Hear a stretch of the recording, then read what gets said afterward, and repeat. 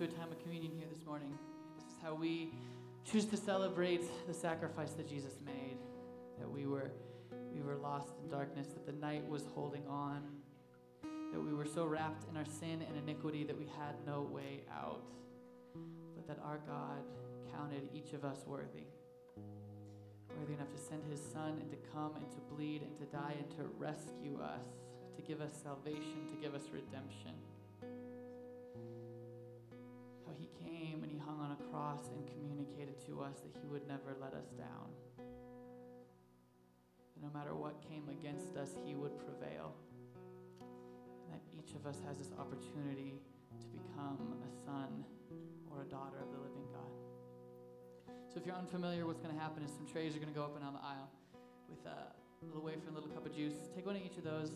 Take it on your own time. We're not going to come back up and do it together or anything like that. But let this be a moment for you to sit in remembrance of what was done for us. And not in a spirit of shame, not in a spirit of condemnation or guilt, but all the ways that we have not earned that gift. The fact that we can't earn it is what makes it a gift in the first place. But let this be in a spirit of joy, in a spirit of gratitude. If you haven't been here with us before, you're going to hear those little plastic cups shatter all around the room, and it's this symbol that the things that held us in bondage are broken, that they're shattered, that they have no power over us anymore. The only thing that holds us back in those places is our own inability to get out of our way. And the shattering of the cups is a symbol of us moving out of our own way and into our identity in Christ. And if all of this is super weird, you don't know what I'm talking about, and you want nothing to do with this, there's no shame in that at all. Just pass it around to the next person. If you have questions about what this is, you want to get more clarity, there'll be an opportunity after service for that. For now, just pass the tray. Everything's going to be okay. We are super happy that you are here, and you're totally safe and welcome. So let's pray, and then we'll share in that meal together.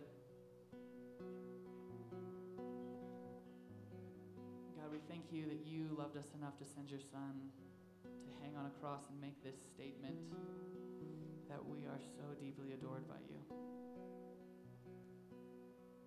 God, that you came and you stretched your arms out to show us just how wide our sin was removed from us.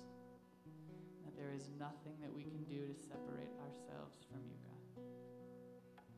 That you are so passionately in love with us that you will chase us down to the ends of the earth, God. Every single one of us. And God, we thank you that we can recognize that there is no one in this room that is worthy of the gift that you gave us. There's no one in this city, there's no one in this country, there's no one on this planet that is worthy of the gift, and yet you have made it available to all of us. It's sitting right in front of all of us. God, I just ask for those of us that have struggled to reach out and take it, to just accept this gift, that you allow us a moment to glimpse how you see us. You allow us a moment where we can hear you call us by our true name. In your name we pray. Amen.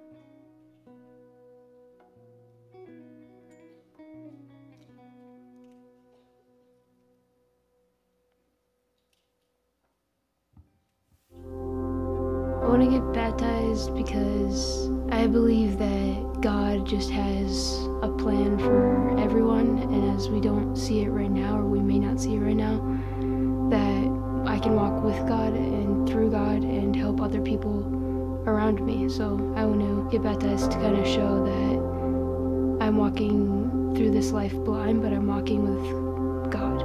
I mostly felt it, I think it was last year at camp, and just how people had talked about getting baptized and the meaning of getting baptized was definitely a big experience. I love Mayhem because of the leaders and how everyone just goes after each other's heart, and how they're always, it's like a family, we're always there for each other, even when we're hesitant towards that. I definitely like how close we are to each other. The people there and the relationships like that I built with other people and the leaders and the people that I was hesitant at first, but then I learned to build a deeper and closer relationship with them. I like to think. Definitely all the leaders at Mayhem and Andrew and Aislinn, definitely, because they've definitely gone after my heart the most and have texted me and just talked to me when I needed it. Juice and everyone on tech team, Campbell, and just everyone, and Jeremy, because they've definitely taught me a lot of things that I needed to learn, and my family. Baptism means to me that you're dying with God and being reborn with Him and going on a journey with Him by your side, and not a very distant relationship, but to be close to Him and be closer to Him and His people.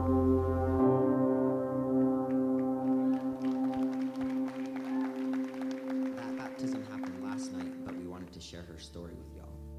And you can stand with us for one more song.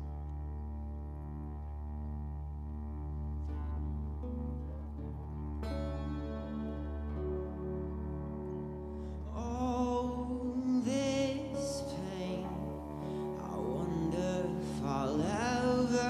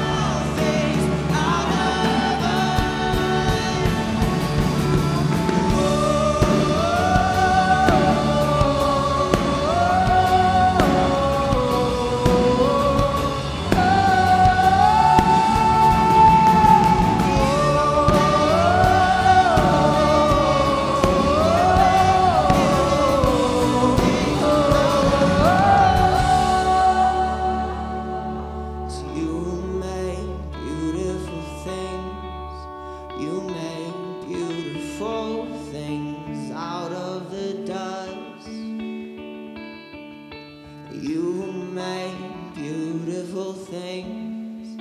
You made beautiful things out of us. You guys can have a seat.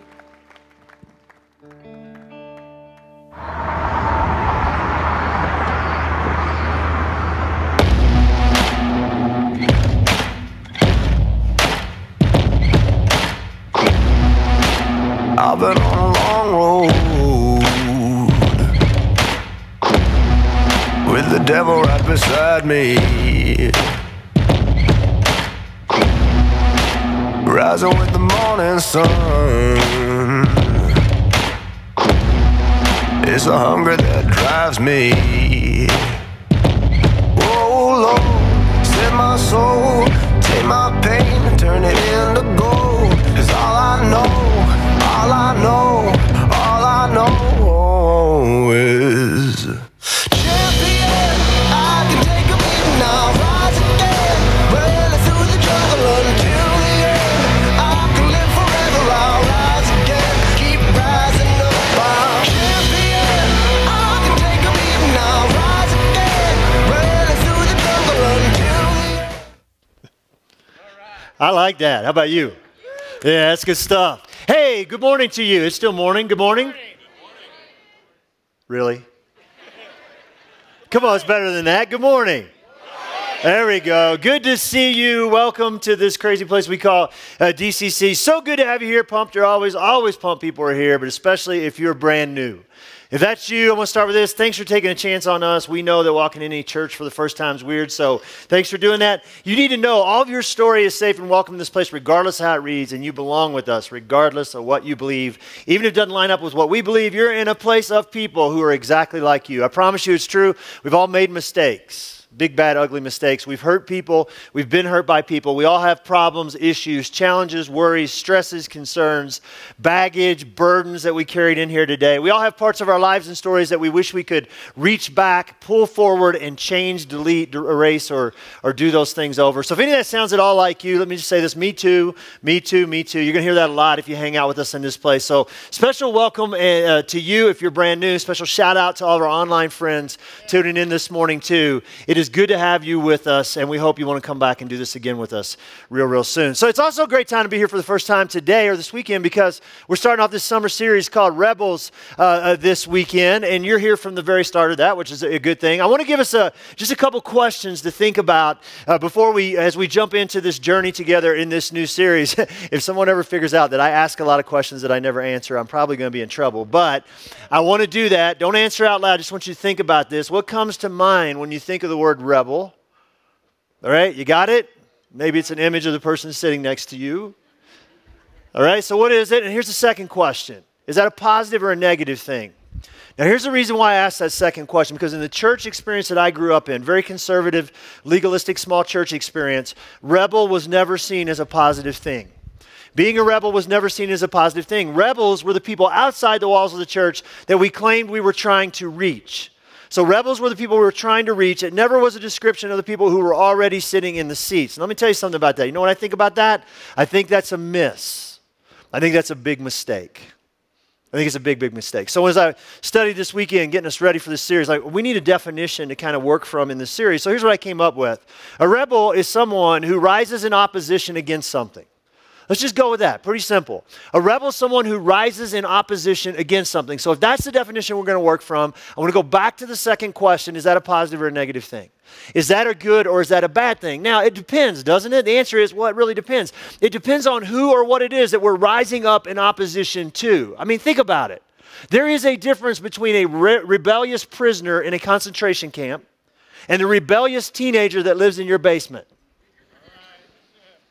Two different things, right? We applaud one, we're all for, we champion one, the other one, not so much. I have one of those at home myself, right? But she's really not that rebellious, but you get the point. So here's the thing, all right? Depending on your church experience, depending on your church background, depending on your religious experience, you may already be feeling like, I'm not so sure about this. I'm uneasy, I'm uncomfortable, this feels wrong, this feels off. I get that. Just hang on, because here's what I'm hoping is going to happen during this series, that we're going to get to this place where we're going to go, you know what? In some ways, a rebel is what I ought to want to be.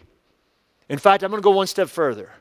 In some ways, being a rebel, that's exactly who God created you and he created me to be. Now, I don't expect you to agree with that yet, but I'm hoping you'll take this journey with us through this series, and by the time we get to the end of even today, that's going to be more and more true for you. Last year, at about this same time, Stacy and I, we got to move into our house. And so we got foreclosed on when we moved from North Carolina to here. Went through a hard stretch, a hard season. And so last year, we were able to buy a house again. Really exciting time for us. We had some good friends, a couple in the church, that gave us this housewarming gift, which is a painting. I want to show it to you. Hangs in my office at home where I study and write every single week. It's this painting of George Washington at the Prayer at Valley Forge is what it's called. Now, this image has always stirred things up in me, and I never really knew why for a long, long time. In fact, I used to have that same print, not the exact same painting, but a print of this hanging in the law firm, my own law firm that I used to have back in Louisville, Kentucky, like 20-some years ago. It hung in the lobby because it did something to me. I really never realized what it was. But this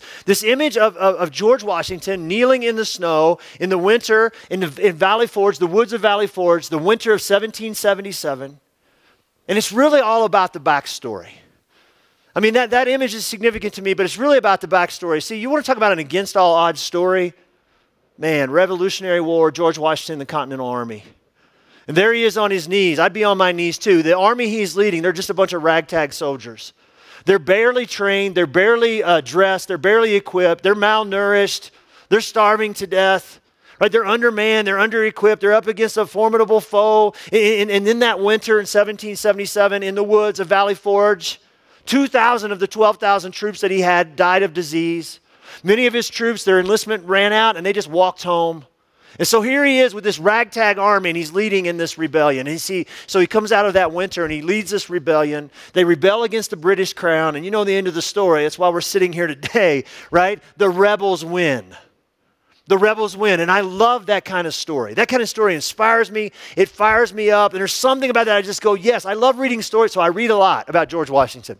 I read a lot about Abraham Lincoln. I read a lot about MLK, Martin Luther King Jr. I read a lot about Harriet Tubman and Susan B. Anthony, these rebels in their own right. George Washington was a revolutionary leader. I think you can use revolutionary and rebel together. He was a freedom fighter. He was a rebel who made the world around him a better place. Now, here's the thing that we often miss in church. And we're familiar with those stories, but the thing we often miss in church is this book, the Bible that we read from and we teach from every single week in this place is full of stories of rebels just like those.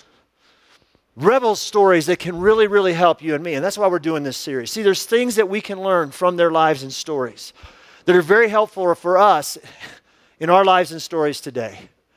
Things that we can lean into, things that will help us take huge strides towards the life that we all came in here chasing after today. That will help us take some serious strides towards becoming all that we were created to be, towards you and me becoming the rebels that we were created to be. So I want to talk about some of those stories. I want to start today with the story of one of my favorite Bible rebels of all time. He's a guy named Nehemiah. Nehemiah is his name. Now, when I was studying this week, I realized that even though his story has inspired me for years as a leader, even though I stood in a staff meeting last year heading into this year, and I used it, and I taught a little bit of this story to our staff, and I used it as an illustration for us, I realized this week as I was studying and writing this that I've never preached Nehemiah before. Ever. I've been doing this for a while now. I've never done it. So, if this sucks, there you have it, okay? There you go, all right? So we're going to Nehemiah chapter 1. We're starting right at the beginning of the book. Nehemiah chapter 1, we're going to pick it up verse 1. So if you have a Bible, you know, it's in the first half of the Bible. Just turn there. They're on the tables if you can get there now. If not, grab one on your way out. Take it home. Love to give you a Bible today. Hit our app, hit YouVersion, or just read with me on the screens. We've got lots of verses to read today. We're going to skip around a little bit. So Nehemiah chapter 1, verse 1. The words of Nehemiah, son of Hakaliah, in the month of Kislev, in the 20th year. Don't worry about that. While I was in the citadel of Susa. Okay, here we go. Hanani, one of my brothers, he came from Judah with some other men, and I questioned them about the Jewish remnant of people that had survived the exile and also about Jerusalem, the city of Jerusalem. And they said to me, those who survived the exile and are back in the province or back in Jerusalem are in great trouble and disgrace. The wall of Jerusalem is broken down and its gates have been burned with fire. When I heard these things, I sat down and wept. For some days I mourned and fasted and prayed before the God of heaven. All right, there's so much for us to unpack right there. Let's stop right there and let's talk about this for a second. So, this dude, Nehemiah, hears about a city and he cries. Now, right out of the gate for me as I'm reading the story, that doesn't seem like a real rebel-like quality to me. The dude's crying over a city, right? It feels weak, feels kind of sissy. Am I saying that real men don't cry? No, I cry a lot. That's not the point. The point is this. We need to know the backstory in order for this story to make sense. So let's talk a little bit about the backstory. 586 BC, 2,600 years ago. 586 BC, the Babylonians come into Jerusalem and they ransack the city. They destroy the city and they take God's people, Israel, out of the city into exile, and they take them to a land far, far away, just as God predicted.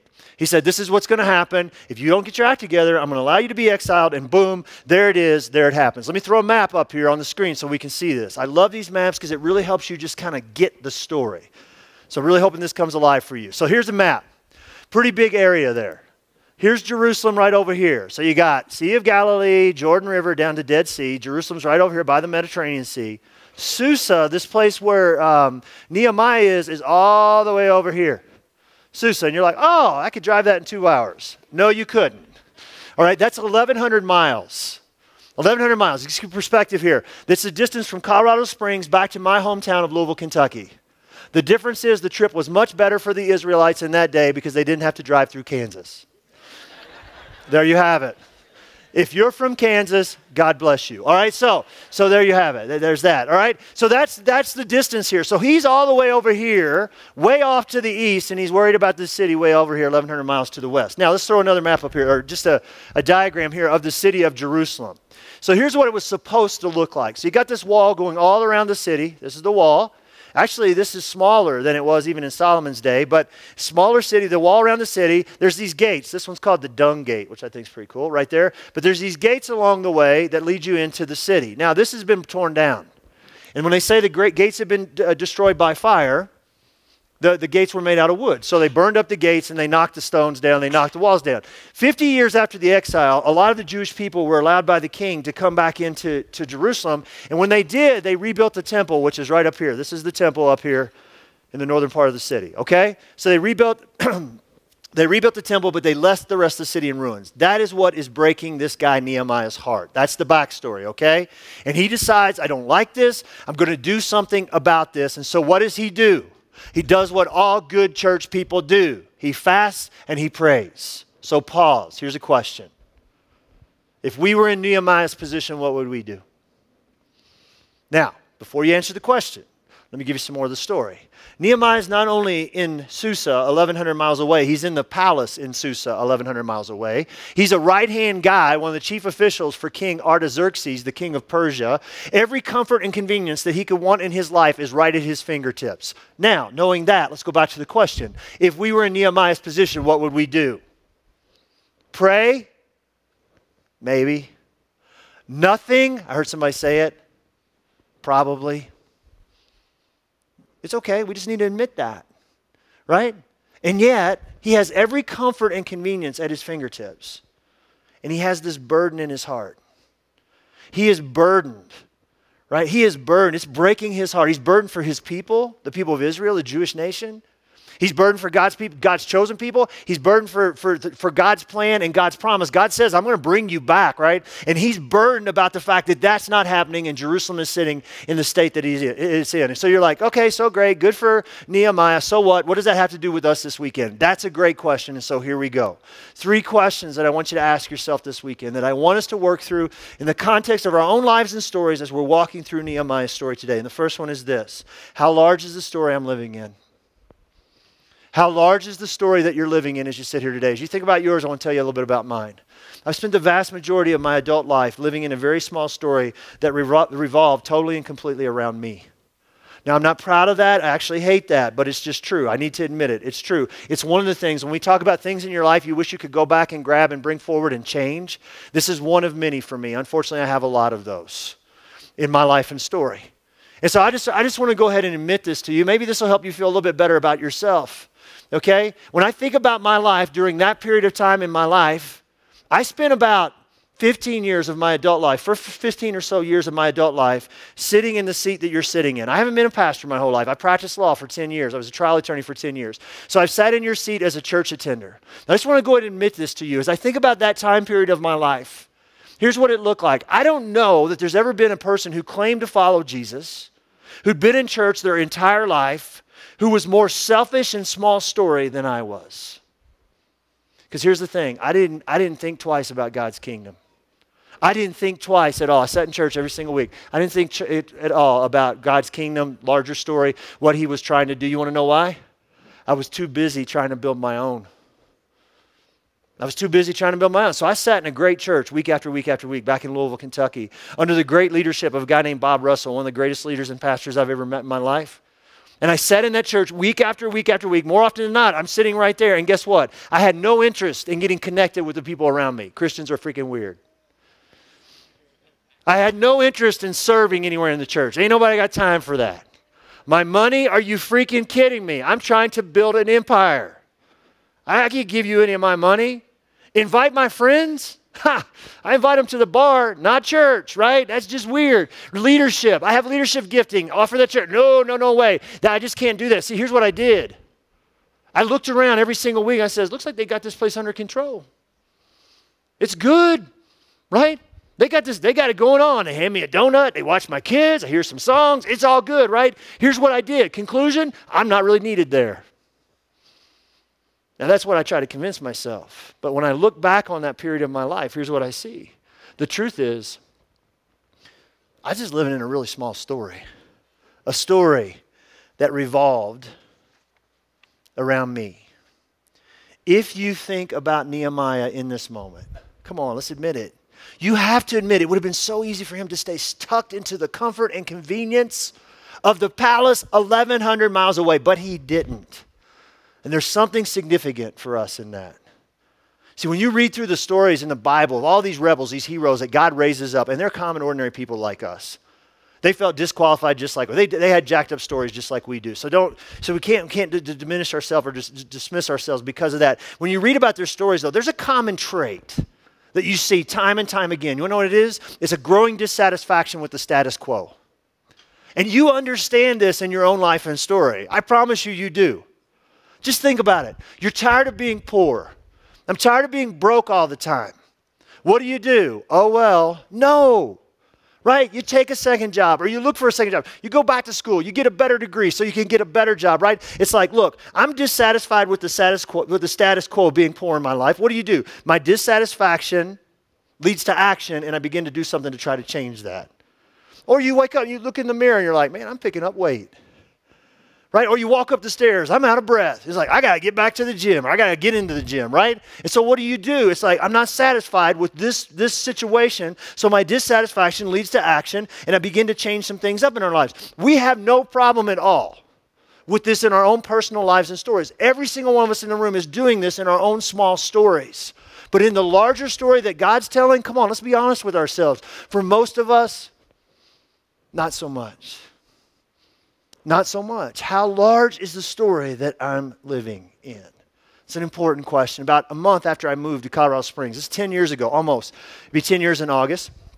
I had lunch with a dude who came to Discovery. His name's Dave Lambert. He's a good friend of mine now. He was one of our first elders and chairman of our elders. He now lives in California. And so, yeah, Dave, if you're watching, hey, good. So, I met him for the very first time. He had come to Discovery. He showed up at Discovery the week before I got here as the pastor in August. So he was the first weekend in August of 2008. And when he came to church that day, he and his wife and their friend were the only 3 people sitting in the auditorium at Sand Creek High School when the service started.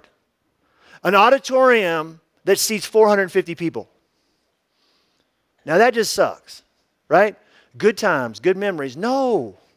That was horrible, right? It'd be like me taking, 10 of you right here. I'm going to take you 10. You come up here, then we're going to push everybody else out of the room. Then we're going to spread you out.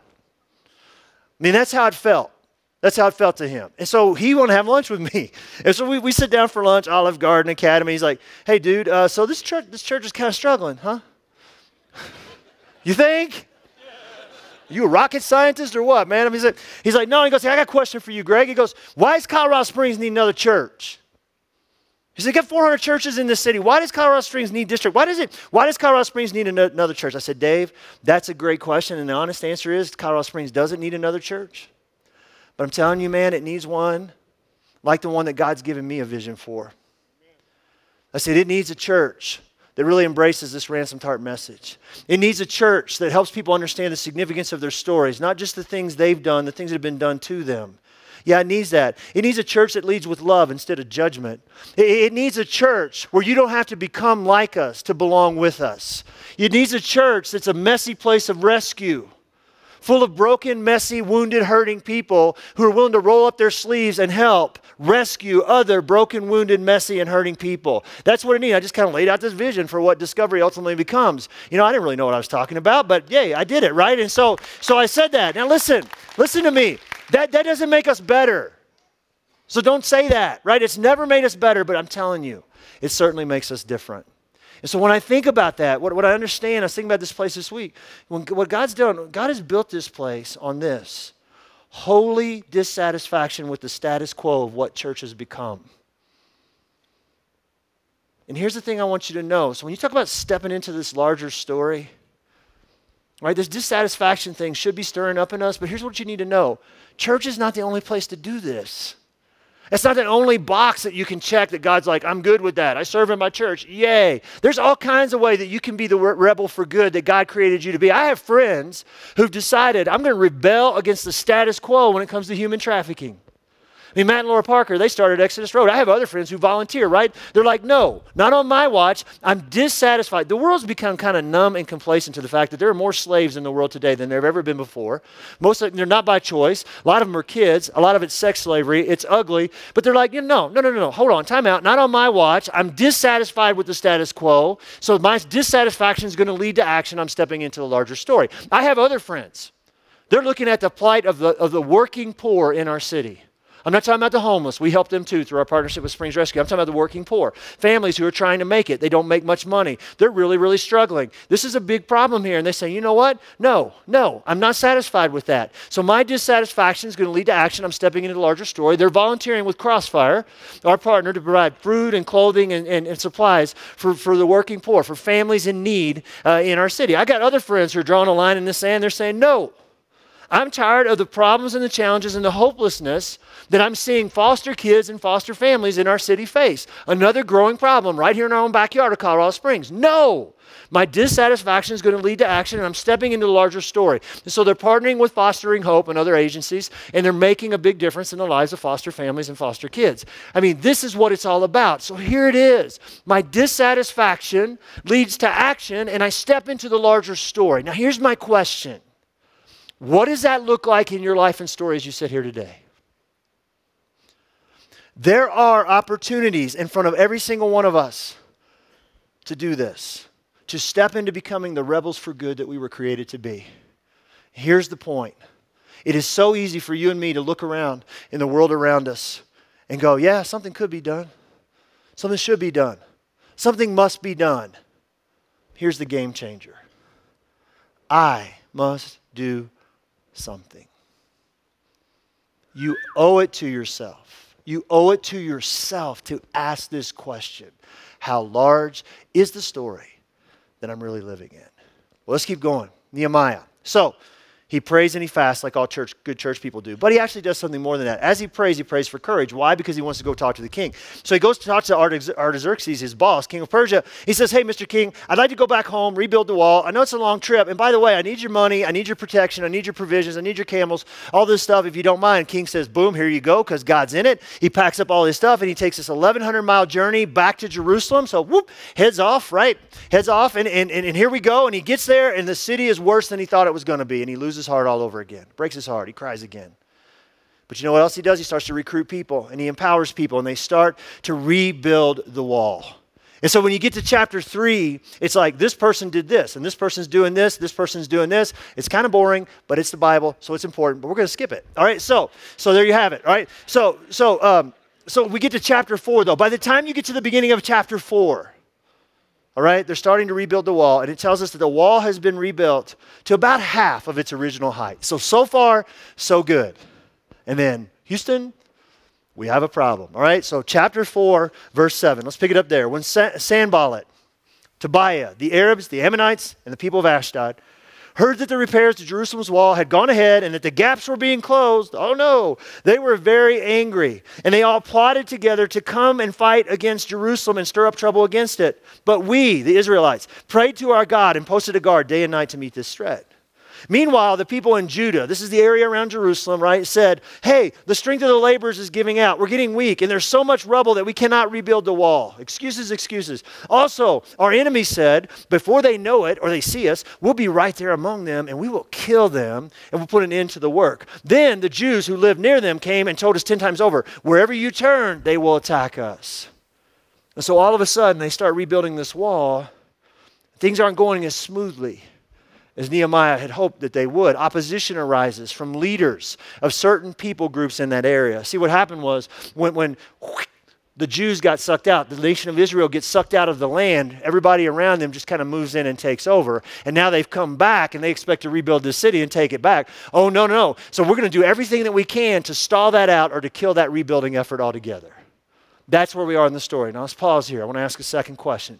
Again, make it personal. As you begin to move towards this thinking of larger story. So I'm going to move towards the larger story. As you begin to maybe even take a step up and into the larger story that's happening around you, here's the question you owe it to yourself to ask yourself. Am I expecting opposition? Am I expecting opposition? And here's why this is such an important question. Because if you're not, you will burn out, you will quit, you will lose heart. I've seen it happen time and time and time again. One of my favorite movies of all time is We Were Soldiers. I used it at the men's retreat, not this past one, but last year in 2017. And I love the story of Colonel Hal Moore. And I love the leadership examples and the illustrations that are in this movie. Just great leadership principles. His relationship with his troops, it's phenomenal. I love that. And besides, Hal Moore was a Kentucky boy who grew up about 40 minutes from where I did. So we have a lot in common. I wish. Yeah, okay, yeah, I wish. Hal Moore in the movie, one of my favorite scenes, he's giving this speech. They're getting ready to go into Vietnam, one of the most bloody battles ever there. And he's talking to his men, and he's talking. All their families are behind Hal Moore, Colonel Hal Moore, in the bleachers.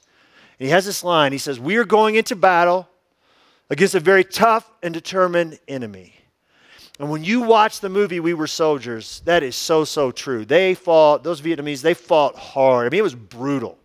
It was brutal, brutal, brutal battle. So it's so true of the enemy that Colonel Hal Moore and his troops were facing when they went into Vietnam. And here's the point that we got to get. It's true in our day-to-day lives too. And I miss this. We didn't talk about this in the church I grew up in. I totally and completely missed this. See, this point in Nehemiah's story should really help us here. And here's what I want to help you understand. Every single step that you take towards Jesus, every single step that you take in your life towards Jesus. If you're sitting in this room today, can I tell you something? You've taken a step towards Jesus. So every single step you take towards Jesus, every single step you take towards learning something about Him, the more you learn of Him, the more you begin to experience Him, experience His forgiveness, His healing, His redemption, His restoration, all He came to do for you. Every step you take towards stepping into the role that you have been created to play in the larger story He's telling, and I'm telling you something, there is a unique glory to your life as you sit here today that's different than mine, something you've been uniquely created for to fill in this larger story that God's telling. It's true of every single one of us. There's no exception. I don't care how bad your story reads. Every step you take towards fulfilling that and stepping into that, moving in that direction, every step that you take that advances the kingdom of God, the heart of God, the love of God towards any other people, every single one of those steps is violently opposed. As you move towards becoming all that you were created to be, the target on your back gets larger and your life will be opposed. One of the best things you can do for yourself if you are really trying hard to follow Jesus is to wake up every single morning and wake up every single morning expecting to face what Nehemiah is facing here as he's trying to build this wall, opposition. And I want to tell you, if you say, you know what, I'm going to leverage a little bit of me. I'm tired of being selfish. I'm going to leverage a little bit of me, my time. This is the reality of the life that we're living. The context of our lives is war. And I'll be honest with you, this last 10 years, this discovery story, it's been the most amazing thing I've ever been a part of, and it's been the hardest. I was thinking about it this past week. I don't know that I would have survived this if it weren't for my friendship with Craig McConnell, Morgan Snyder, John Eldridge, and a few other of the team over at Ransom Talk, because they really helped me understand this. And what they helped me understand was this: Greg, if you really want to be on mission with God's heart for rescuing people, then you need to expect serious opposition. And here's the kicker, from everywhere. From all sides. You need to expect it from outside the walls, and you need to expect it inside the walls too. And that is the part that hurts so much. Friendly fire, friendly bullets hurt more than bullets from the outside. I'm just telling you that. And we have a bad habit in church world of shooting our own wounded. We really do. We really do. And that hurts. There is no hurt like church hurt or church people hurt. I'm telling you. And here's the thing. They're so right. I found this. Every time I try to walk the line of grace and truth, I'm talking all full on grace and full on truth. Not half and half, but what Jesus was. Full of grace and full of truth. But that's a hard line to walk. And every time I try to walk it, like I did 2 weeks ago when I preached on God not being homophobic, every time I try to walk that, you want to know what happens? I get shot by both freaking sides. I get shot by the all grace camp because I don't say it the way they want me to say it. I get shot by the Christian religious spirit all truth camp because I didn't say it the way they want me to say it. I take fire from both sides, bullets from both sides. I'm just telling you, it's not fun. And without these friends who are fighting to rescue hearts, I don't know that I could have made this. And they say, Greg, expect it. You got to live your life in a way where you expect it. Expect it to hurt.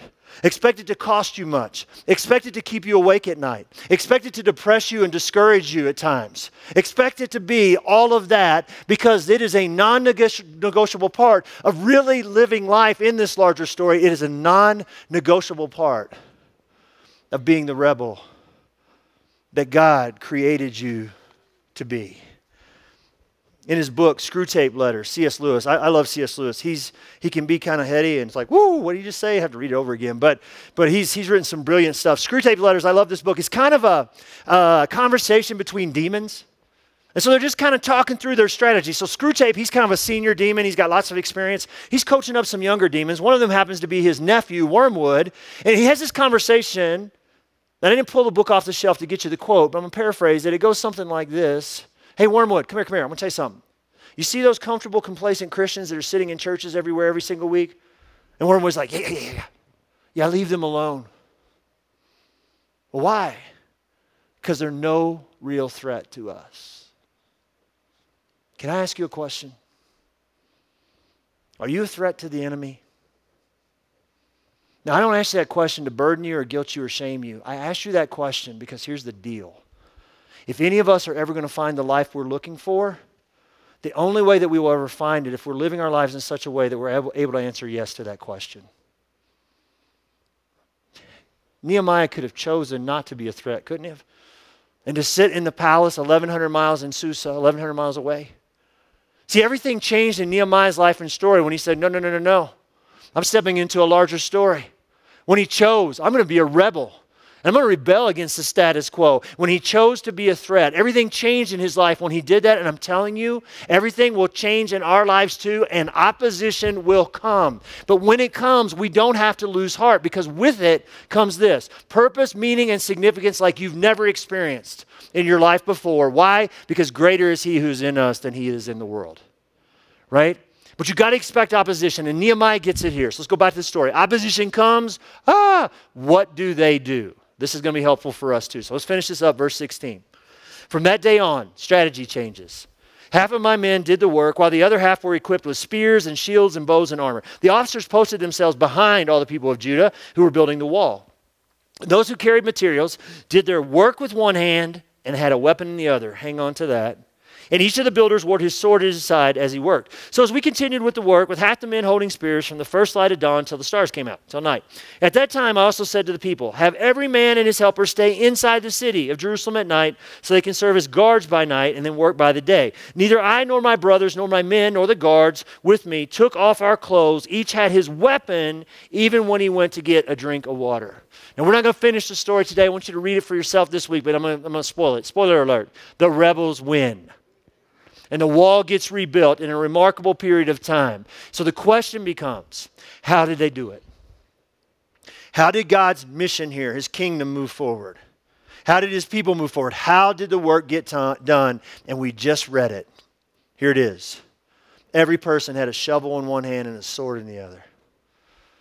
I love that imagery. It's exactly what I talked to our staff about last year. I said, we've got to learn. This must be our posture in leading this kingdom initiative forward. We got to have a shovel in one hand and a sword in the other. It's this dual posture that rebels for good, becoming the rebels that God created us to be. This is the posture we must take. And what I'm talking about is this. I got to build and I got to fight. Every day, I got to build and I got to fight. I got to build and I got to fight. I got to build this larger story. I got to help God advance his kingdom. And I have to fight for my own heart and the hearts of other people around me. And so I want to ask you one last question, and my guess is you want to take it home with you, chew on it for a little bit this week. Make it personal. What does build fight look like in my life? Because here's the deal. I think one of the biggest challenges facing this church thing we do today is this. Build fight is non-existent in the lives of most people who love Jesus and are trying their best to follow him. If we want to effectively be followers of Jesus, I don't see how we can do that unless we're willing to wake up every day and understand there's a part of me that was built to advance, to move forward, to build the kingdom. There's a role for me to play in the larger story that God is telling. There's a role out there that my glory is meant to connect to, that only my glory can fill. God's got a spot reserved for me. And every day we wake up with this acknowledgement. The Navy SEALs say it best. I am never out of the fight. I got to build, I got to fight. I got to build, I got to fight. Every day, not one or the other, both. I got to build and I have to fight. My dream for this place. I got big dreams. I think God's got big dreams for us. I think God's up to something crazy in the next couple of years in this place. But my dream for this place is not that we will be a place that is full of people who sing and pray. That's important. My dream is not that. My dream is not that we be a church that is full of people who read and quote. It's good. But my dream is that we will continue to be a messy place of rescue, full of people who build and fight. When I was thinking about this 10-year journey this past week, I was thinking about our time at Sand Creek High School. I was only a part of that for a year over there. The church had been there for 4 or 5. I was thinking, you know what? We moved out of Sand Creek High School. We didn't do that for the benefit of the 100 people who were a part of this church called DCC. No, I mean, we had 450 seats in that auditorium, so there was room to grow. Now, I'll be honest, we were tired of set up and tear down. If you've ever done portable church, you know that will take you out. That will wear on you. So we were tired of that, but we didn't do it for our own benefit. See, we did it because we realized we couldn't reach and rescue more people unless we did that. You want to know why? Because we were that church that meets at Sand Creek High School that's been in decline for 3.5 years. Oh, been there, done that. That's a dead church. And we had to change that.